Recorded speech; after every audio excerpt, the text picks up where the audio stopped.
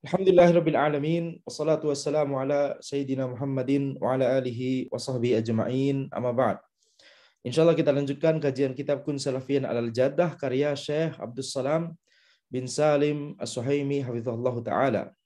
Di mana kita membahas setelah muqaddimah beliau membahas makna dari as-sunnah. Al-maqsudu bis sunnah. Makna atau maksud dari as-sunnah. Lamma kana minal ma'ruf anna min musammayati ahli sunnati wal jama'ati as-salafiyun fayahsunu ta'rifu bis sunnati fil lughati wa fil istilahi thumma ba'da dhalika na'ruju ala ta'rifi bi musammayati ahli sunnati wal jama'ati wa dzikri sababi dzalik.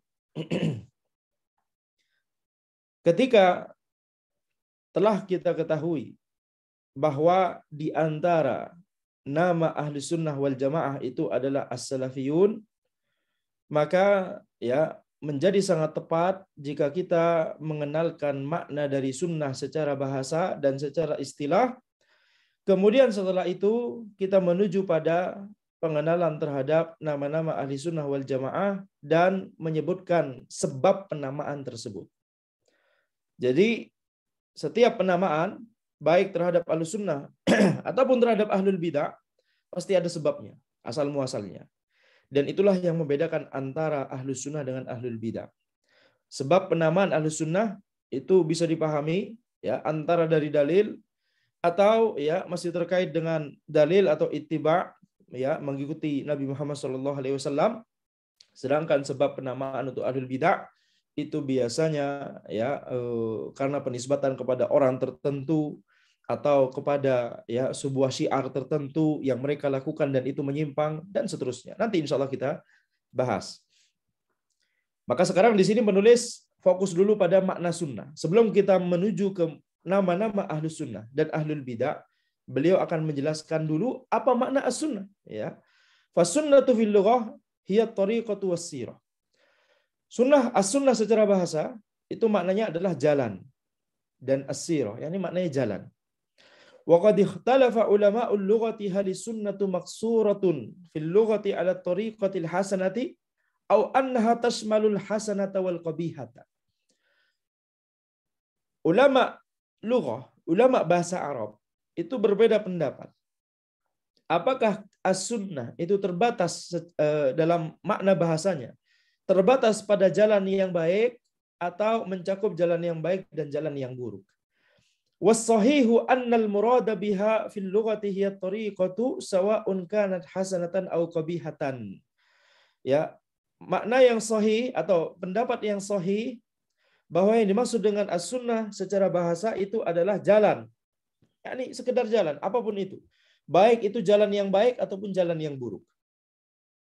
Jadi kata as-sunnah secara bahasa itu mencakup jalan, baik jalan itu adalah jalan yang baik ataupun jalan yang buruk.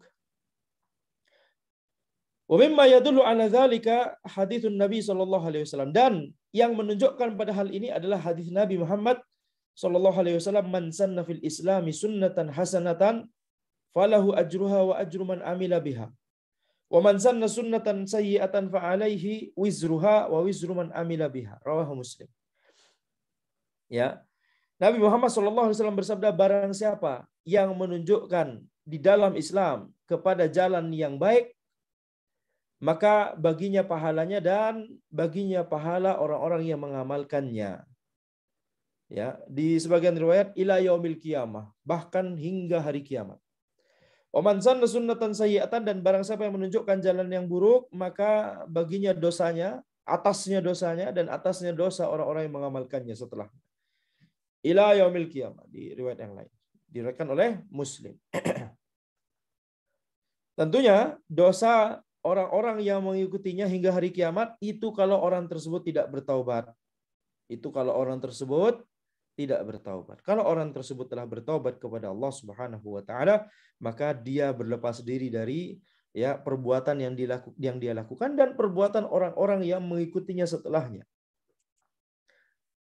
Para ulama menjelaskan dari sebuah riwayat hadis menunjukkan bahwa Qabil, anaknya Nabi Adam alaihissalam yang membunuh Habil, itu mendapatkan dosa pembunuhan yang dilakukan oleh orang-orang setelahnya hingga hari kiamat. Kenapa? Qabil adalah yang mencontohkan dosa pembunuhan tersebut pertama kali. Dan dari situ, dari riwayat tersebut, kita ambil zahirnya adalah Qabil tidak bertaubat. Ya.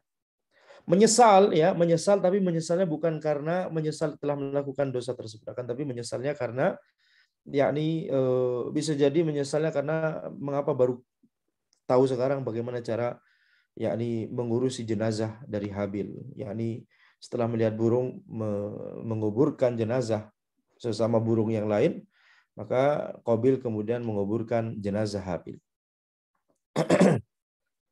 Jadi di sini haitsu qassama an-nabiy sallallahu alaihi wasallam as-sunnata ila sunnatin hasanatin wa sunnatin sayyi'atin. Maka Nabi Muhammad sallallahu alaihi wasallam di hadis ini membagi as-sunnah menjadi sunnah hasanah, ya, as-sunnah yang dimaksud di hadis ini maksudnya jalan, ya. Makna sunnah secara bahasa. Membagi jalan menjadi ada jalan yang baik dan ada jalan yang buruk. Taib. Di sini kita perhatikan bahwa untuk, yakni di antara metode untuk mengetahui makna bahasa dari suatu kalimat, kita bisa menggunakan dalil, kita bisa menggunakan ayat atau hadis. Tentunya kalau kita mengetahui bahwa pada ayat atau hadis tersebut ketika kata tersebut disebutkan, maka ayat atau hadis tersebut memaksudkan makna bahasanya. Ya, jadi untuk mengetahui makna bahasa dari suatu kalimat, tidak harus kemudian kita hanya menuju pada syair jahiliyah misalkan. Bagaimana kata tersebut digunakan oleh orang Arab di zaman ketika syariat belum diturunkan. Seperti di mana? Di syair jahiliyah. Ya, atau di ungkapan-ungkapan orang-orang terdahulu. Tidak harus demikian, akan tetapi yang justru yang lebih utama adalah kita menuju kepada ayat dan hadis.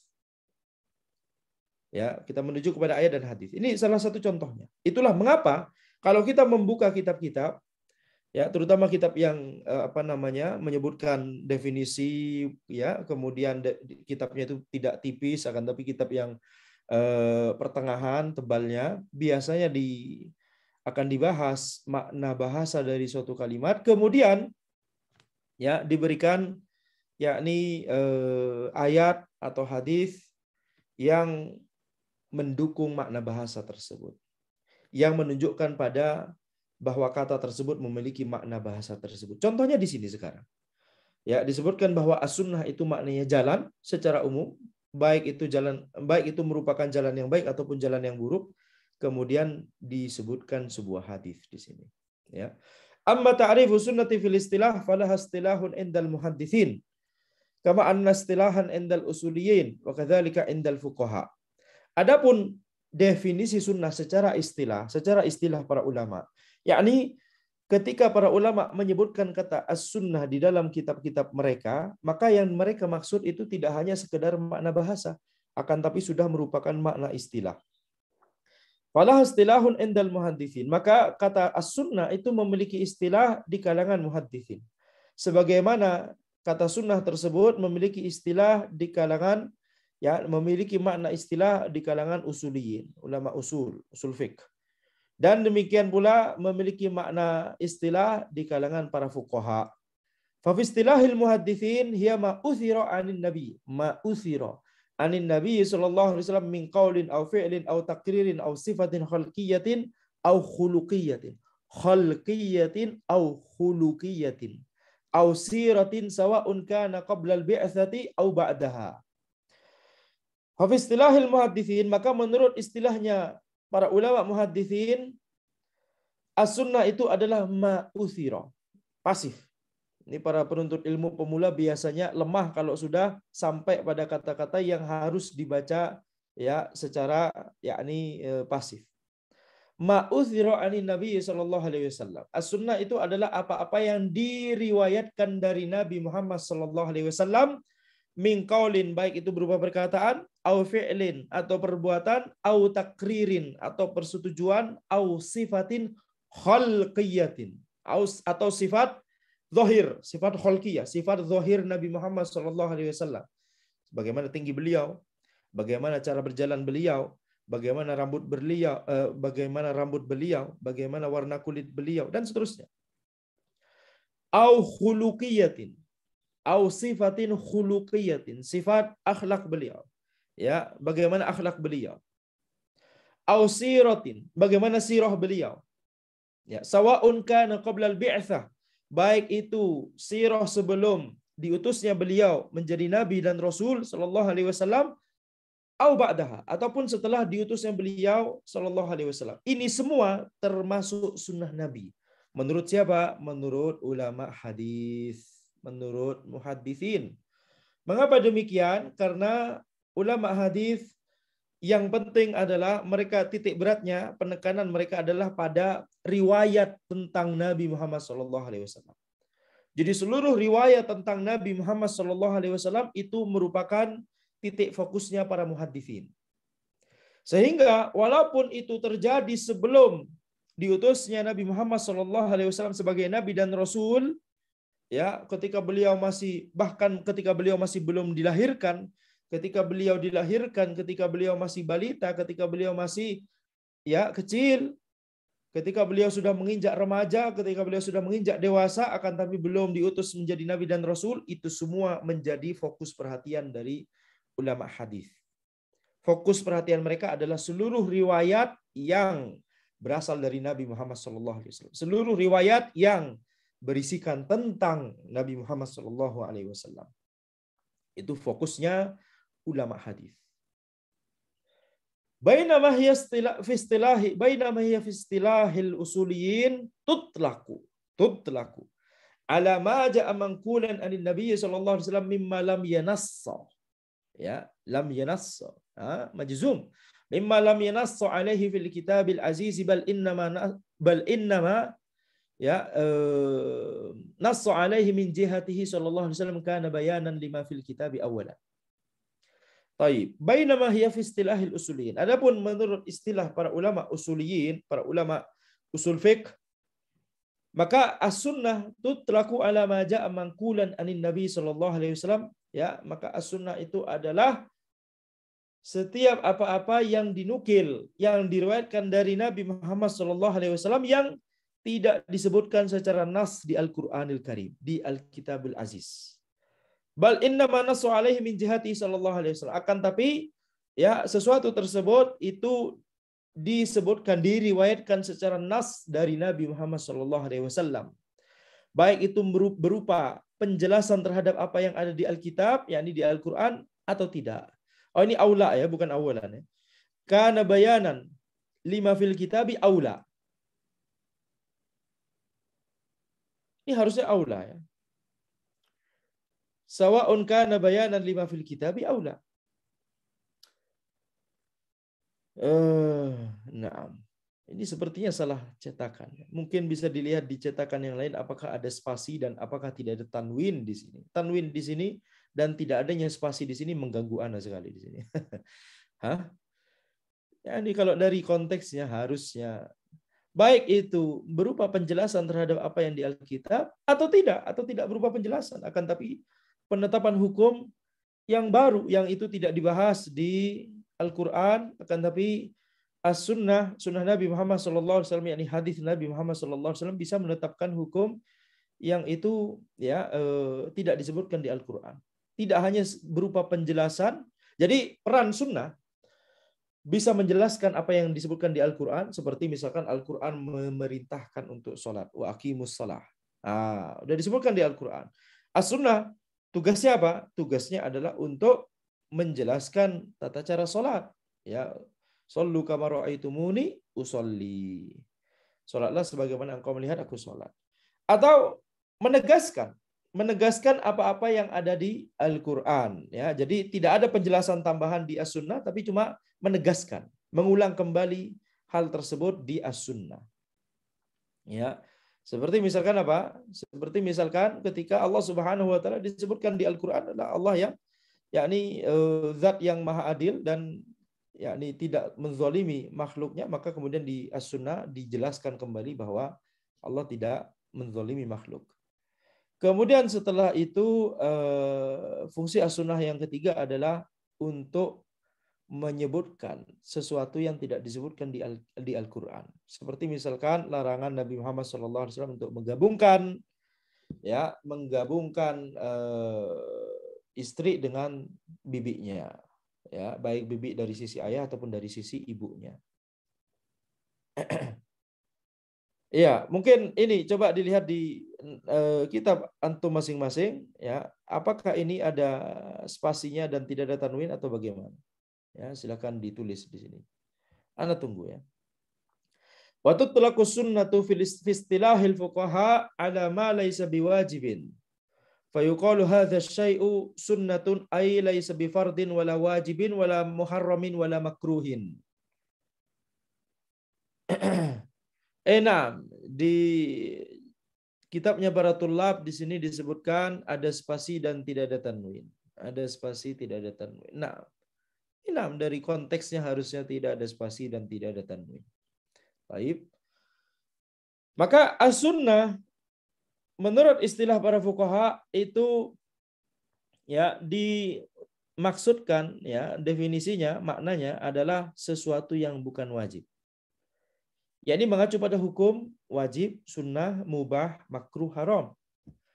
Maka as-sunnah di dalam istilahnya para fuqaha itu adalah, ya, ketika disebut ini adalah sesuatu suatu ini hukumnya sunnah, maksudnya adalah bukan wajib, bukan fardu, bukan wajib, bukan haram, bukan makruh. Membedakan fardu dan wajib di sini. Mengapa disebut laisa bi fardin wala wajib? Ya, ini zahirnya adalah ini istilahnya para ulama Hanafiyah, ya. Ulama Hanafiyah membedakan antara istilah fardu dan wajib. Sedangkan Syafi'iyah itu tidak membedakan istilah fardu dan wajib. Ini benar-benar sinonim. Jadi bukan fardu, bukan wajib, bukan muharram, bukan makruh. Ya, ini dibacanya muharram, ya. Akan tapi hukumnya apa? Hukumnya sunnah. Ada yang masih belum disebutkan, yaitu apa? Bukan mubah. Bukan mubah. Jadi sunnah di dalam istilah para fuqaha itu maknanya adalah hukum sunnah, ya, temannya wajib, temannya mubah, temannya makruh, temannya haram. Walakinna sunnata 'inda katsirin minas salafi awsa'u min dzalik. Akan tapi kata sunnah menurut banyak dari para ulama generasi terdahulu itu maknanya lebih luas daripada itu. Ya, ini kita telah selesai membahas kata sunnah menurut kalangan muhaditsin, menurut kalangan, ya, usuliyin, menurut kalangan fuqaha.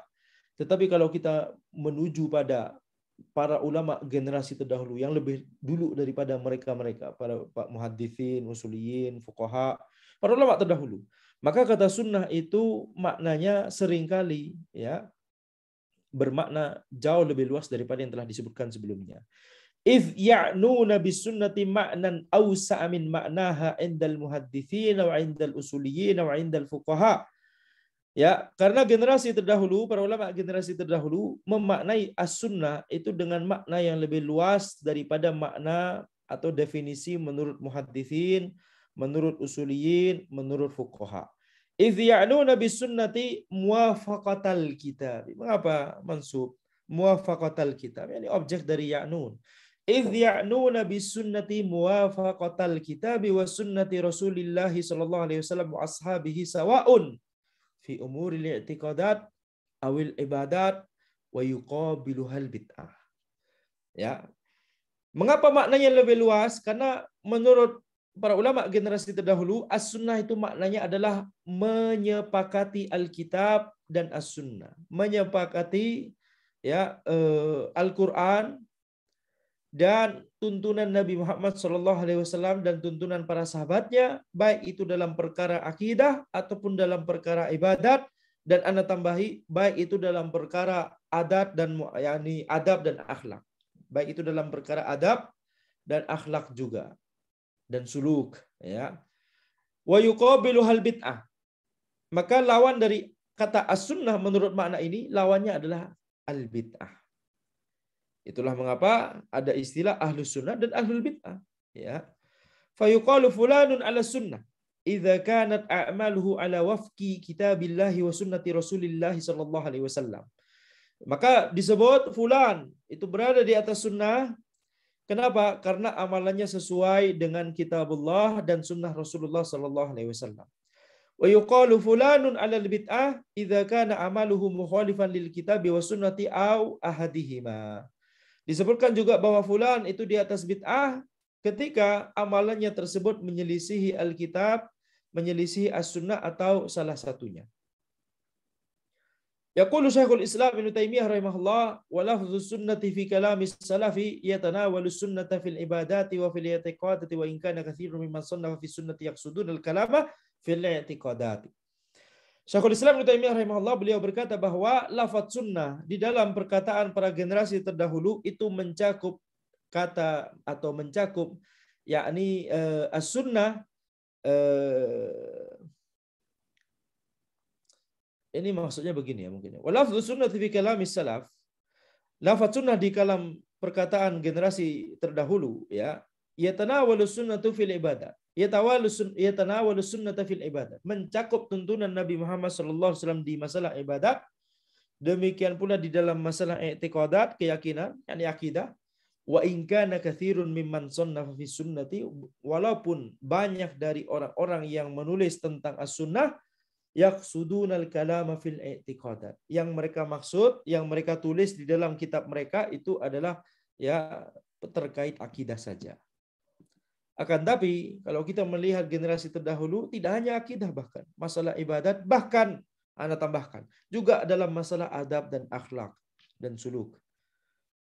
Wa yaqulu rahimahullahu fil Hamawiyah. Syekhul Islam Ibnu Taimiyah juga berkata dalam kitab Al-Hamawiyah, as-sunnatu hiya ma kana alaihi Rasulullah sallallahu alaihi wasallam i'tiqadan wa iqtisadan wa qawlan wa amalan. As-sunnah itu adalah apa-apa yang Rasulullah sallallahu alaihi wasallam berada di atasnya. Baik secara keyakinan, secara i'tiqad, secara akidah ataupun secara iqtisadan. Ya, baik secara iqtisadan. Apa maksudnya? Maksudnya adalah maksud. Baik secara keyakinan ataupun maksud dari Nabi Muhammad SAW. Ya, ini masih terkait dengan akidah, masih terkait dengan keyakinan, masih terkait dengan niat. Ya, ini kalimat yang sangat teliti sekali dari Syekhul Islam Ibnu Taimiyah. Coba kita baca lagi. As-sunnah itu adalah apa-apa yang Rasulullah SAW berada di atasnya. Baik secara keyakinan, baik secara maksud beliau melakukan suatu hal, baik secara perkataan atau baik secara perbuatan. Taib, keyakinan kita paham, itu akidah yang diajarkan oleh Nabi Muhammad SAW. Kaulan, perkataan kita paham, itu sabda-sabda Nabi Muhammad SAW. Itu adalah sunnah Nabi.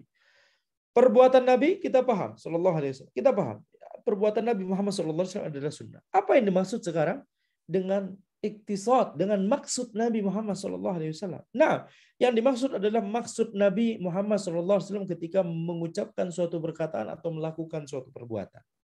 Ketika Nabi Muhammad SAW pakai gamis, pakai surban, maka ini perbuatan beliau, betul.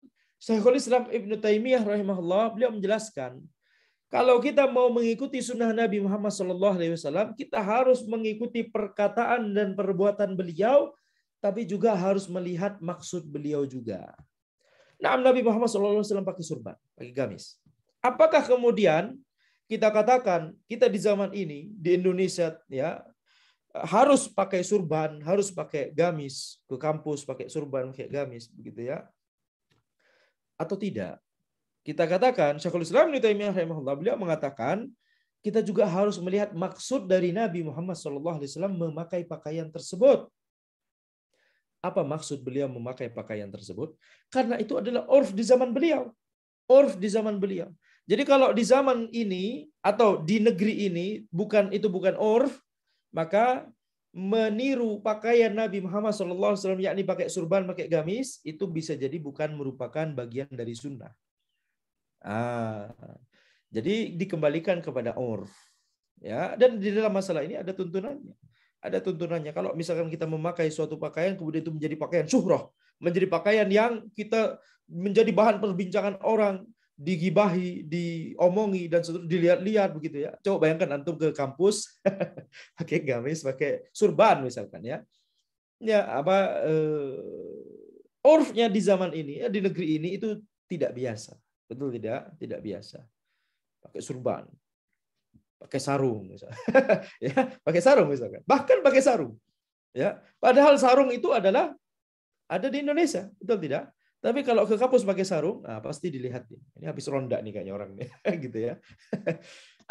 Ini yang namanya pakaian syuhro. Dalam masalah ini telah diatur sendiri oleh syariat. Bukan berarti kita tidak mau mengikuti Nabi Muhammad SAW tidak pakai surban, tidak pakai gamis. Akan tapi maksudnya adalah Syekhul Islam Ibnu Taimiyah rahimahullah beliau menjelaskan harus melihat perkataan dan perbuatan beliau, tetapi juga harus melihat maksud di balik beliau mengucapkan atau melakukan perbuatan tersebut. Ada orang yang tidak mau makan nasi. Kenapa? Karena Nabi Muhammad SAW tidak pernah makan nasi. Maunya makan kurma atau makanan roti yang lain-lain yang itu pernah ada hadisnya Nabi Muhammad SAW pernah memakannya. Ini adalah kesalahan. Ini adalah kesalahan. Kenapa? Nabi Muhammad SAW memakan makanan di zaman tersebut ya karena itu makanan yang tersedia di negeri beliau. Ya, itu maksudnya. Ada orang juga yang tidak mau tidur di kasur, maunya tidur di lantai. Kenapa? Karena Nabi Muhammad SAW tidak pernah mengenal kasur katanya. Maka ini semua adalah perkara-perkara yang harus kita melihat maksud dari Nabi Muhammad SAW melakukan perkara tersebut, tidak hanya melihat pada zahir dari perkataan atau ya perbuatannya saja. Wa yaqulu Ibnu Rajab rahimahullah beliau berkata, wa katsirun minal ulama'il mutaakhirin yahussus sunnata bima yata'allaqu bil i'tiqadi li'annaha aslud dini wal mukhalifu laha ala khatarin azim. Ibnu Rajab rahimahullah beliau berkata, banyak dari para ulama kalangan mutaakhirin yang mengkhususkan sunnah terhadap apa-apa yang terkait dengan keyakinan saja. Kenapa? Karena i'tiqad atau keyakinan atau akidah itu adalah asluddin, pondasi agama. Dan orang-orang yang menyelisihinya, maka mereka berada di atas bahaya yang sangat besar. Qultu fasunnatu idza utliqat fi babil aqaidi innama yaqsudu bihad din kamilan la mastalaha alaihi ulama'ul hadithi wa ulama'ul usuli wa ulama'ul fiqh. As-sunnah itu ketika disebutkan di bab akidah, maka maksudnya adalah agama seluruhnya. Bukan sesuai dengan yang didefinisikan oleh ulama hadis atau ulama usul atau ulama fikih. Ibnu Rajab rahimahullah beliau juga berkata, as-sunnatu hiya at-tariqul masluku fayashmalu dzalika at-tamassuk fayashmalu dzalika at-tamassuka bima kana alaihi Nabi sallallahu alaihi wasallam bima kana alaihi Nabi sallallahu alaihi wasallam wa khulafa'uhu ar-rasyiduna minal i'tiqadati wal a'mali wal aqwali ila akhir. Ya, as-sunnah itu adalah jalan yang dilalui. Sehingga as-sunnah itu mencakup at-tamassuk, mencakup berpegang teguh pada apa-apa yang Nabi Muhammad sallallahu alaihi wasallam berada di atasnya. Demikian pula ya apa-apa yang para khulafa ar-rasyidun berada di atasnya, baik itu berupa keyakinan ataupun perbuatan ataupun perkataan dan seterusnya. Ya, perkataan Ibnu Rajab di sini. Kemudian kita masuk pada al-musammayatus syar'iyyatu li ahli sunnati wal jamaah. Nama-nama syar'i, sebutan-sebutan syar'i untuk ahli sunnah wal jamaah. Ahlus syai' hum akhassun nasi bihi. Ya, ketika dikatakan dalam bahasa Arab, ahlus syai', ahlu dari sesuatu, ahli dari sesuatu itu adalah ya hum akhassun nasi bihi. Yakni adalah orang-orang yang paling khusus terkait sesuatu tersebut. Ahlus syai', ahli dari sesuatu. Ya, ahlinya ahli, intinya inti. Core to the core. Ahlus syai', ahli dari sesuatu, maksudnya adalah orang yang paling khusus tentang sesuatu tersebut. Yuqalu fil lughati ahlur rajuli akhassun nasi bihi. Misalkan dalam bahasa Arab disebut ahlur rajul. Maksudnya adalah orang-orang yang terdekat dengan orang tersebut. Wa ahlul baiti sukanuhu. Ahlul bait. Maksudnya adalah orang-orang yang menempati rumah tersebut. Ahlul Islam man yadinu bihi. Ahlul Islam adalah orang-orang yang beragama Islam. Wa ahlul mazhab man yadinu bihi. Ahlul mazhab adalah orang-orang yang beragama dengan mengikuti mazhab tersebut. Fa makna ahli sunnati akhassun nasi biha. Makna dari ahli sunnah adalah orang-orang yang paling ya khusus, yang paling berada di atas sunnah. Itu definisi ahlu sunnah sendiri. Ahlu sunnah adalah orang yang paling berpegang teguh terhadap as-sunnah. Apa yang dimaksud dengan sunnah di sini? Sunnah Nabi Muhammad SAW, tuntunan Nabi Muhammad SAW seluruhnya, agama seluruhnya. Baik itu perkara i'tiqadat, ataupun perkara ibadat, ataupun perkara al-akhlaq wal adab. Wa aktsaruhum tamassukan biha wa ittiba'an laha qaulan wa amalan wa i'tiqadan. Mereka ahlu sunnah itu adalah orang-orang yang paling banyak berpegang teguh, paling banyak mengikuti ya tuntunan Nabi Muhammad SAW, baik itu berupa perkataan beliau, perbuatan beliau, atau i'tiqad beliau. Dan tadi berdasarkan perkataan Syekhul Islam, kita juga harus melihat maksud beliau, maksud Nabi Muhammad SAW. Ya. Jadi iktisad di sini jangan diartikan ekonomi ya. Al-iktisad al-Islam ya, ekonomi Islam. Baik secara akidah, secara ekonomi, secara perkataan dan secara berbuat. Ini ngawur. Ini terjemahan ngawur. Hah? Mungkin ini terjadi kalau penuntut ilmu pemula buka ini kamus gitu ya, iktisad. Oh ya. Ya ini ekonomi atau semacamnya. Iktisad di sini maksudnya adalah maksud. Taib. Wa hadzal lafdhu asbaha mustalahan yutlaqu yuradu bihi ahadu ma'nayain. Maka lafaz ini, lafaz yakni ahlu sunnah, ya, yang dimaksud di sini adalah lafaz ahlu sunnah. Dia menjadi sebuah istilah, menjadi sebuah istilah khusus yang kemudian dimaknai menjadi salah satu dari dua makna. Al-makna al-awwal, maknan am. Makna yang pertama adalah makna yang umum. Wa yadkhulu fihi jami'u man yantasibu lil islami ada ar-rafidah. Ya. Makna yang umum dari ahlu sunnah adalah mencakup semua yang menisbatkan diri pada Islam kecuali Syiah Rafidah. Jadi makanya orang-orang mengenalnya kalau bukan Syi'i, kalau bukan Syiah, Sunni gitu ya. Kalau bukan Syi'i, Sunni. Syi'i itu apa? Ya Syiah. Sunni ya dari kata sunnah. Antara Syiah dan Sunni. Begitu ya. Padahal kalau mau disandingkan harusnya antara Syi'i dan Sunni gitu ya. Jadi seolah-olah ahlu sunnah itu berarti yang bukan Syiah. Ini makna umum dari ahlu sunnah. Akan tapi ada makna kedua. Wal makna tsani maknan akhassu adyak. Makna yang lebih khusus dan makna yang lebih sempit. Minal maknal am. Ini harusnya nggak ada titik duanya di sini. Minal maknal am. Ya, lebih khusus dan lebih sempit daripada makna umum tadi. Wa yuradu bihi ahlu sunnati al-mahdah. Yang dimaksud adalah ahlu sunnah yang murni. Al-khalisah, yang murni, minal bid'ah, yang bersih dari bid'ah. Wa yakhruju bihi sa'iru ahlil ahwa wal bid'ah kal khawarij wal jahmiyah wal murji'ah wasyiah wa ghairihim minan ahlil bid'ah. Sehingga kalau kita pakai makna khusus ini, maka keluarlah dari istilah al-sunnah seluruh ahlul ahwa, seluruh orang-orang yang menggunakan hawa nafsu mereka, yang ya bergelimang dalam kebid'ahan mereka. Ahlul ahwa wal bid'ah. Orang-orang yang berada di atas hawa nafsu dan kebid'ahan. Seperti Khawarij, seperti Jahmiyah, seperti Murji'ah, seperti Syiah dan yang selainnya dari kalangan ahli bid'ah.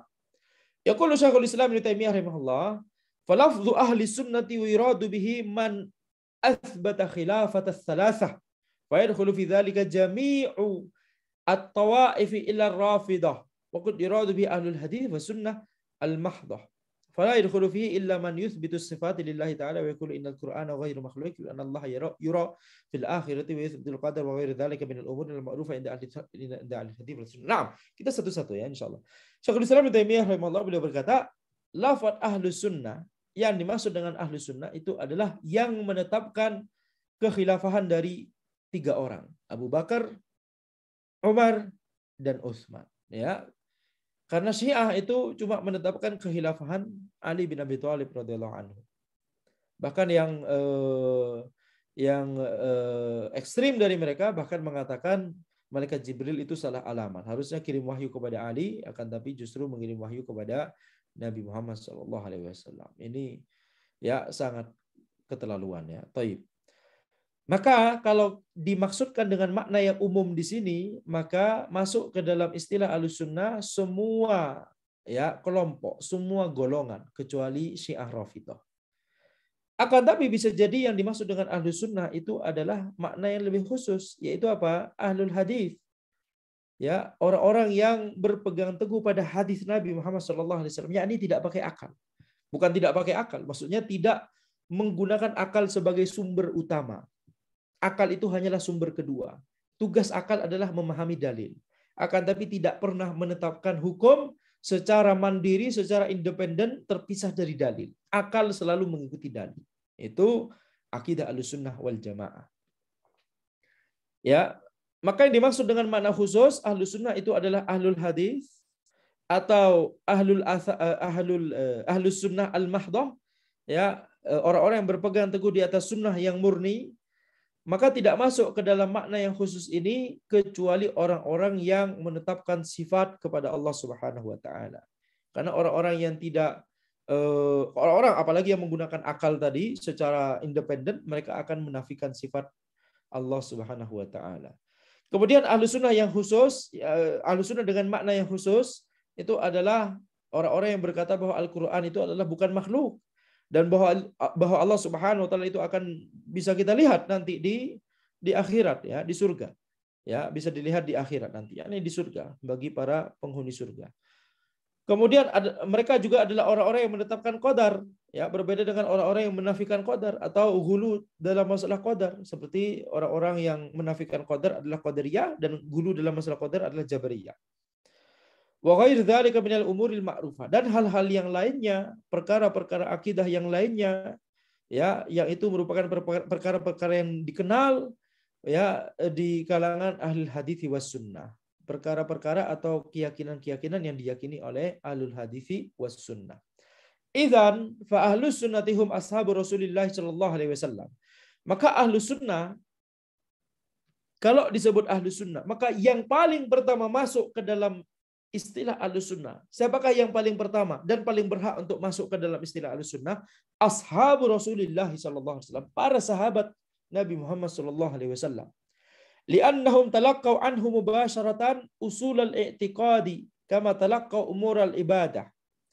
Kenapa? Karena para sahabat itu mereka mengambil secara langsung, ya, pondasi-pondasi dari akidah.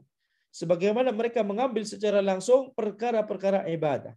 Fahum a'raful khalqi bi sunnatin Nabi sallallahu alaihi wasallam. Maka mereka adalah orang-orang yang paling mengetahui tentang sunnah Nabi Muhammad sallallahu alaihi wasallam. Ya, dan wa atba'u laha mimman ja'a ba'dahum. Dan mereka adalah orang-orang yang paling ittiba, paling mengikuti sunnah Nabi Muhammad sallallahu alaihi wasallam dibandingkan generasi setelahnya. Wa ahlus sunnati aidan humut tabi'una lahum bi ihsan al-muqtafuna atharahum, ya, atharahum fi kulli asrin wa misrin wa ala ra'sihim alul hadithi wal athar. Maka ahlus sunnah itu juga adalah tabi'in, ya, para tabi'in dan orang-orang yang mengikuti setelahnya. Ini bisa dimaknai tabi'in atau orang-orang secara umum, orang-orang yang mengikuti setelahnya. Orang-orang yang mengikuti para sahabat dengan baik. Al-muqtafuna atharahum, yang menapaki jejak mereka fi kulli asrin wa misrin, dalam setiap generasi dan dalam setiap kota, ya, dalam setiap negeri, dalam setiap generasi dan juga dalam setiap negeri. Wa ala ra'sihim ahlul hadithi wal athar, dan yang paling utama adalah ahlul hadithi wal athar, orang-orang yang berpegang teguh pada hadis dan athar. Walamma kana hadzal laqabu ahlus sunnati yutlaqu ala ashabi Rasulillah sallallahu alaihi wasallam wa man ittaba'ahum ala ma kanu alaihi minal huda tanaza'at at-tawa'if hadzal laqab. Ketika laqab ahlus sunnah itu yang dimaksud adalah para sahabat Rasulullah sallallahu alaihi wasallam dan orang-orang yang mengikuti mereka, ya, ala ma kanu alaihi minal huda, karena mereka itu berada di atas petunjuk, gitu ya, berada di atas hidayah.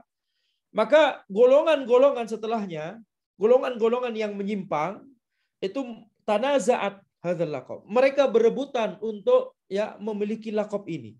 Walakinnal ibrata bil haqa'iq wa laysat bid da'awa, tanpa titik dua. Ya, akan tapi ibrahnya adalah pada hakikatnya. Apakah mereka benar-benar mengikuti sunnah Nabi Muhammad SAW atau tidak? Ibrahnya adalah pada hakikatnya, pada kondisi realnya. Apakah mereka benar-benar mengikuti tuntunan Nabi Muhammad SAW atau mereka cuma mengklaim saja, mengatakan bahwa ana adalah ahlus sunnah, ana adalah sunni. Akan tapi ternyata dalam perkara akidah ataupun ibadah ternyata tidak sesuai dengan sunnah Nabi Muhammad SAW. Kita katakan, apa gunanya sekedar klaim? Ya, ibrohnya adalah pada hakikat, bukan pada sekedar pengakuan. Makanya anak katakan penamaan seperti ahlus sunnah wal jamaah, ya, maka ini adalah sifat, bukan nama. Hakikatnya dia adalah sifat, bukan nama. Apakah kita sudah memiliki sifat tersebut atau tidak? Jadi itulah pertanyaannya. Bukan pertanyaannya apakah kita sudah menamai diri kita sendiri, atau apakah kita sudah disebut oleh orang lain dengan nama tersebut atau tidak. Itu tidak akan bermanfaat bagi kita di akhirat nanti. Kalau cuma sekedar penamaan, ya. Ahlus sunnah itu adalah sifat, bukan nama. Ibrohnya adalah pada haqa'iq, bukan da'awa. Ibrohnya adalah pada hakikatnya bagaimana, bukan pada sekedar pengakuannya saja. Wa innahu lamma nasha'atil bid'ah fil islami wa ta'addadat firaqud dhalali wa akhadha kullun yad'u ila bid'atihi wa hawahu ma'antisabihim fi dhahiri ila al-islam kana la budda li ahli al-haqqi ay ya'rifu bi asma ay yu'rafu bi asma tumayyizuhum an ahli al-ibtida'i wal inhirafi fil aqidati. Ya, maka ketika bid'ah itu mulai menyebar di dalam Islam, mulai bermunculan, kemudian mulai muncul kelompok-kelompok yang menyimpang, di mana setiap dari mereka menyeru kepada bid'ah mereka, menyeru pada hawa nafsu mereka, menyeru pada penyimpangan mereka. Sedangkan secara zahir mereka menisbatkan diri ke dalam Islam. Mereka menyebut sebagai Muslim. Mereka menggunakan ya syiar-syiar Islam, syiar pakaian keislaman di dalam ya pada badan-badan dan tubuh-tubuh mereka, begitu ya. Mereka menyebut diri mereka adalah ahlus sunnah juga, ya. Akan tapi ternyata ajarannya menyimpang, ajarannya tidak sesuai dengan sunnah Nabi Muhammad SAW. Ini berarti menipu, ya, menipu masyarakat.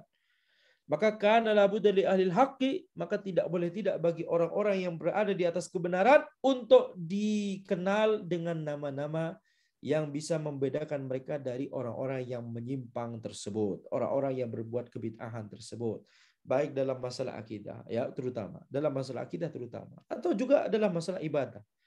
Fa dhaharat hina idzin asma'uhum syar'iyyah, maka kemudian muncullah nama-nama untuk ahlus sunnah yang hakiki, gitu ya, nama-nama yang syar'i yang berlandaskan al-mustamiddah, ya, al-mustamiddatu minal islami, yang berlandaskan pada, yang bersumber pada Islam, ya, bersumber pada dalil, berlandaskan pada dalil.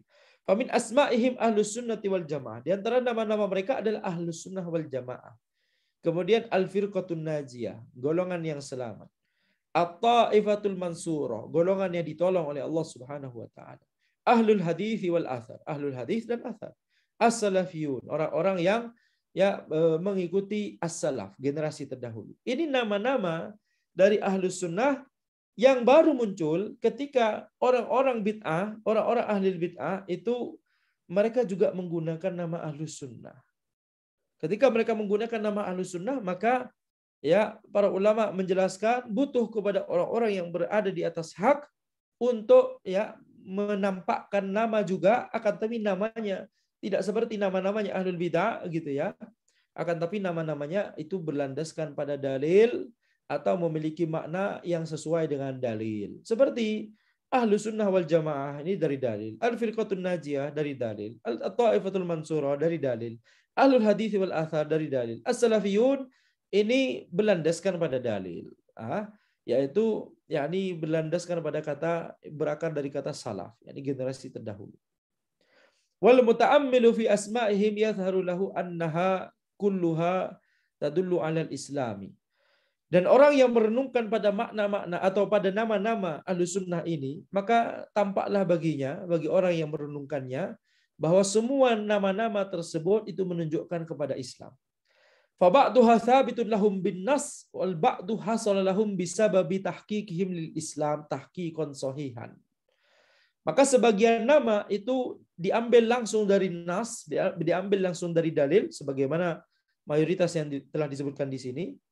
Sedangkan sebagian yang lain itu muncul karena mereka menerapkan Islam dengan penerapan yang sahih. Seperti nama salafiyun di sini.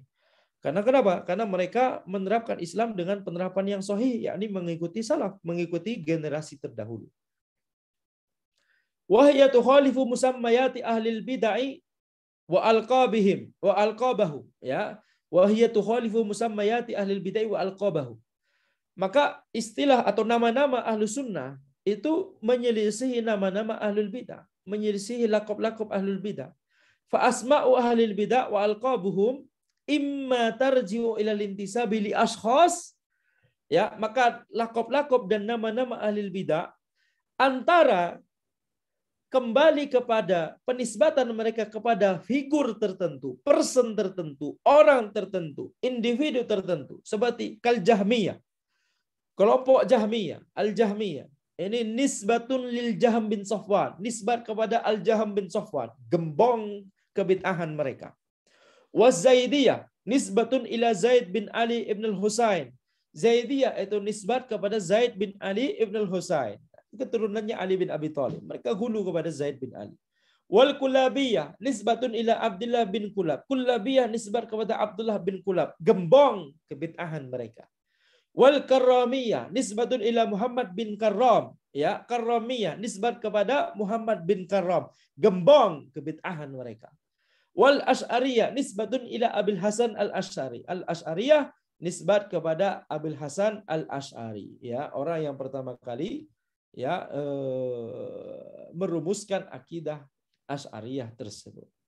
Perhatikan perbedaan uslub Anda ketika orang tersebut ya masih menyimpang zahirnya sampai akhir hidupnya, kita katakan gembong kebid'ahan. Akan tapi ketika ada yakni disebutkan sudah bertaubat, ya, maka tidak kita katakan, ya, dengan uslub barusan. Wa imma ila alqabin mustaqqatin min asli bid'ahihim karrafidah. Atau misalkan lakop atau nama-nama ahlul bidah tersebut itu berasal dari pokok kebid'ahan mereka. Berasal dari pokok kebid'ahan mereka. Karrafidah, seperti Syiah Rafidah. Mengapa disebut Rafidah? Li rafdihim Zaid bin Ali, karena mereka menolak Zaid bin Ali. Au li rafdihim imamat asy-syaikhain. Ya, harusnya ini imamah, ya. Atau penolakan mereka terhadap syaikhain Abu Bakar dan Umar. Wan nawasib khawarij linasbihim al-ada' li ahli bait, linasbihimul ada'a li ahli baiti. Ya, nawasib atau khawarij karena apa? Karena mereka menegakkan permusuhan kepada ahlul bait. Wal qadariyah li kalamihim fil qadar. Orang-orang qadariyah, kenapa disebut qadariyah? Karena perkataan mereka, akidah mereka yang menyimpang itu tentang masalah qadar. Was sufiyah lilubsihim as-suf. Lilubsihim as-suf. Sufiyah, mengapa disebut sufiyah? Karena mereka mengenakan, ya, pakaian dari suf. Dari suf itu Pak, katun, ya, atau ya suf semacam kain, ya. Anda lupa terjemahannya kalau di Indonesia apa, ya. Suf semacam kain, ya. Nanti kita lihat terjemahannya apa suf. Wal batiniyah li za'mihim anna lin nususi zahiran wa batinan. Batiniyah karena mereka mengklaim bahwa dalil itu ada makna zahir dan ada makna batin. Ini di zaman ini ada dai terkenal di luar negeri, ya, yang mendakwahkan masalah ini, yakni di dalam dalil itu ada system of meaning, kata dia. System of meaning, sistem makna tertentu. Kita tidak boleh memaknai dalil secara zahirnya, akan tapi ada makna batin yang kemudian dia menyimpang dengan akidahnya tersebut. Dia katakan biasanya dia banyak berbicara tentang akhir zaman, ya. Kemudian dia akhirnya apa? Akhirnya mentakwil sana sini. Ini mengarah pada takwil, ya, dan pada tafsiran yang melenceng sekali dan ngawur dan sesat dan seterusnya. Ya, ini batiniyah. Meyakini bahwa dalil itu ada makna zahir akan tapi ada makna batin. Yang kemudian jadi cocok logi. Kita harus hadis ini dengan hadis ini kita coba cari makna batinnya di baliknya. Kemudian jadi benar-benar cocok logi. Mengatakan Dajjal itu adalah kerajaan Inggris, kemudian jadi kerajaan Amerika, jadi negara Amerika, kemudian jadi Israel. Diambil dari hadis bahwa Dajjal di akhir zaman akan turun, ya, satu bulan, satu hari yang pertama seperti 1 tahun, satu hari yang kedua seperti 1 bulan, satu hari yang ketiga seperti 1 minggu, 37 hari sisanya Afwan, bukan 1 bulan ya. Dajjal turun selama 40 hari ya. 37 hari sisanya adalah seperti hari-hari kalian. Para sahabat kemudian bertanya, bagaimana di 1 hari yang seperti 1 tahun? Apakah sholat kita itu sekali saja, wahai Rasulullah, atau kita sholat seperti biasa jumlahnya? Kata Nabi Muhammad SAW, ya, sholat seperti biasa, dikira-kira. Itu berarti apa? Para sahabat mengambil makna zahir dari hadis tersebut dan tidak diprotes oleh Nabi Muhammad SAW. 1 hari yang seperti 1 tahun, yakni hari pertama, benar-benar lamanya seperti 1 tahun. Ini masih 1 hari. Yakni dari terbit matahari sampai zuhur itu bukan berapa? Misalkan terbit matahari jam 6. Zuhur jam 12 misalkan. Hari yang normal 6 jam. 6 jam itu berapa? 6 jam itu berarti 6/24 ya, seperempat hari. Di hari yang pertama Dajjal keluar, dari terbit matahari sampai zuhur itu lamanya seperti seperempat tahun. Tapi matahari masih mau beranjak sampai zuhur begitu loh. Ini makna zahir dari hadis tersebut harus dipahami dengan makna zahir. Seperempat dari setahun berapa? 3 bulan. 3 bulan. Jadi 3 bulan cuma dari matahari mau terbit sampai zuhur.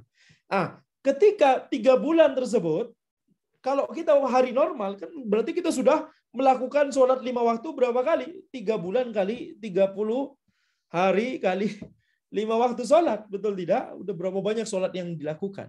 Tapi kalau dari terbit matahari sampai zuhur, kita baru mau lakukan 1 sholat saja, yaitu sholat zuhur nanti. Ya, terbit matahari, ya sebelumnya terbit matahari, sholat subuh begitu ya. Apakah kita mau cuma sholat 2 kali saja, sholat subuh sebelum terbit dan sholat zuhur setelah tergelincir matahari? Atau kita sholat sebanyak 3 bulan, kemudian 3 kali 30 hari, kemudian kali 5 waktu. Nabi Muhammad SAW menjelaskan dikira-kira. Jadi harus dikira-kira. Jangan cuma sholat sholat subuh sebelum terbit matahari, kemudian 3 bulan berikutnya baru sholat zuhur. Tidak boleh demikian. Ini makna zahir. Akan tapi kemudian dari hadis tersebut orang ini kemudian mengatakan 1 hari yang seperti 1 tahun. 1 tahun ini kalau dilihat perbandingannya ini jadi 1000 tahun. Kenapa kok bisa gitu ya? Antum tanya dia. Anda juga tidak paham. Itu cocok logi dia. 1 tahun jadi 1000 tahun. Kerajaan Inggris. Kerajaan Inggris berkuasa 1000 tahun. 1 tahun berikutnya seperti 1 bulan. Dicari perbandingan 1 bulan dengan 1 tahun seperti 12 dari 1000 tahun sekian puluhan tahun mendekati 100 tahun. Itu masa berkuasanya Amerika Serikat. Kemudian 1 hari yang ketiga seperti 1 minggu. 1 minggu itu seperempat dari 1 bulan. Berarti seperempat dari masa kekuasaannya Amerika Serikat. Itu Israel. Habis ini apa? Israel berarti berkuasa cuma sekian tahun, jayanya itu cuma sekian tahun. Inggris jaya selama 1000-an tahun, Amerika jaya selama puluhan tahun, ya, mendekati 100 tahun. Israel berarti jayanya adalah sekitar seperempat dari masa kejayaan Amerika. Sebelumnya apa habis itu? Sebentar lagi ya Armageddon katanya. Sebentar lagi Al-Malhamah Al-Kubra. Sebentar lagi akhir zaman, sebentar lagi kiamat. Itu contoh pemahaman seperti ini ya, yakni meyakini bahwa dalil itu memiliki makna zahir dan makna batin. Ini pemahaman menyimpang. Wal murji'ah li irja'ihim al-a'mal, ya, li irja'ihimul a'mala an munsamal iman. Murji'ah, kenapa disebut murji'ah? Karena mereka mengakhirkan irja', yakni irja' itu maksudnya adalah takhir, mengakhirkan, yakni mengeluarkan amalan dari istilah iman, dari nama iman. Mereka tidak meyakini amalan itu termasuk dari iman. Itulah mengapa orang-orang yang mengatakan nggak apa-apa nggak berjilbab, yang penting hati ana baik. Tidak mengapa tidak berjilbab, yang penting hati ana baik. Ini berarti apa? Ini berarti standar baik menurut dia, standar iman yang baik menurut dia hanya pada hati saja. Atau plus kalau mau ditambah hanya pada hati dan perkataan. Tapi perbuatan tidak masuk dalam standar keimanan yang baik. Ini kalimat seperti barusan, ya, itu adalah kalimat yang berasal dari akidah murji'ahnya. Berarti dia memiliki akidah murji'ah. Baik dia sadari ataupun tidak dia sadari. Jadi istilah-istilah ini adalah sifat. Sekali lagi, nama-nama ini juga adalah sifat. Antum bisa jadi tidak menamakan diri antum murji'ah. Tapi kalau antum punya pemikiran demikian, maka itu adalah pemikiran murji'ah, itu adalah akidah murji'ah. Tidak masalah, ya. oh, tidak zakat, tidak puasa Ramadan, yang penting hati Anda baik. Daripada itu puasa Ramadan, akan tetapi suka ngata-ngatain orang, suka begini, suka begitu. Coba tuh lihat yang udah ngaji tuh. Gitu ya. Mending Anda nggak puasa Ramadan. Tapi hati Anda baik, betul kata sama orang. Berarti standar iman yang baik cuma apa? Cuma hati dan perkataan. Perbuatan tidak masuk pada standar keimanan yang baik. Ini apa? Ini adalah akidah Murji'ah. Walaupun dia tidak menyadari, bahkan walaupun dia tidak tahu Murji'ah itu apa, tetapi akidah dia Murji'ah. Sekali lagi, ini adalah sifat bukan nama. Wa imma anna hadhil alqaba tarji'u ila sababi khuruji man tasamma biha an aqidatil muslimin wa jama'atihim kal khawarij. Atau lakop-lakop dari orang yang menyimpang tersebut, golongan yang menyimpang tersebut, itu merujuk pada sebab keluarnya mereka dari yakni sababi khuruji man tasamma biha an aqidatil muslimin. Sebab merujuk pada bagaimana mereka keluar dari akidahnya kaum muslimin. Wa jama'atihim, dan jamaah kaum muslimin. Kal khawarij, seperti khawarij, li khurujihim ala amiril mu'minin Ali bin Abi Thalib radhiyallahu anhu. Khawarij disebut khawarij karena mereka khuruj dari Ali, yakni memberontak, keluar dari ketaatan kepada Ali bin Abi Thalib, dari Amirul Mukminin Ali bin Abi Thalib radhiyallahu anhu. Wal Mu'tazilah li'tizali ra'isihim Wasil bin Atha Majlis al-Hasan al-Basri. Al-Mu'tazilah disebut Mu'tazilah karena mereka itu i'tizal, menyingkir, ya, gembong mereka. Ya, ini berarti apa? Isyarat bahwa ini masih menjadi gembong sampai akhir hayatnya. Yakni gembong mereka, gembong mereka, yakni Wasil bin Atha itu menyingkir dari majelisnya Al-Hasan Al-Basri. Diusir oleh Al-Hasan Al-Basri rahimahullah taala. Kenapa? Karena menyimpang. Baik, maka insya Allah ini yang mungkin bisa kita bahas sampai pertemuan ini, insya Allah ya. Perkataan Syekh Bakar Abu Zaid ini perkataan yang sangat penting juga. Insya Allah kita akan bahas di pertemuan berikutnya, insya Allah taala. Baik, hadza wallahu a'lam. Subhanakallahumma wa bihamdika asyhadu an la ilaha illa anta astaghfiruka wa atubu ilaik.